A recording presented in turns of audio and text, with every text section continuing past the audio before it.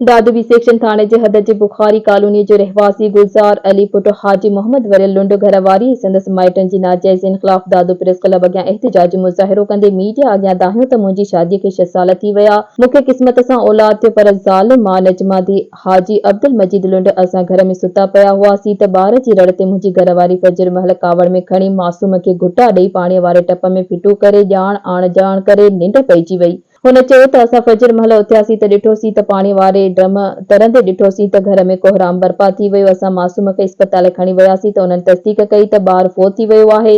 हुन चयो त जॾहिं असां पंहिंजे मासूम ॿार खे दफ़नाइण वियासीं त असां घरां फोन आई त तुंहिंजी घरवारी नजमा ऐं संदसि भाउर वक़ार लुंड ऐं तुंहिंजी ससु मुसामत सोनी लुंड घर जो अल्लाह ताला खणी फरार थी विया। तंहिं हूंदे बि मूं सबर कयो। हुन चयो त हाणे मुंहिंजा अज़ीज़ धमकाए रहिया आहिनि, तुंहिंजी घरवारी जी शादी कराए छॾी आहे, हू पंहिंजी घरवारीअ खे तलाक न ॾिनी आहे। हुन चयो त मुंहिंजो शक आहे त मुंहिंजे मासूम बचिड़े मुज़म्मिल जी कातिल संदसि माउ ऐं संदसि भाउर ऐं मुंहिंजी ससु आहिनि। हुन IG Sindh DIG Hyderabad SSP Dadu खां मुतालबो थो करियां त मासूम सगीर जे कातिलनि खे गिरफ़्तार करे सख़्त खां सख़्त सज़ा ॾेई मासूम सगीर सां इंसाफ़ कयो वञे।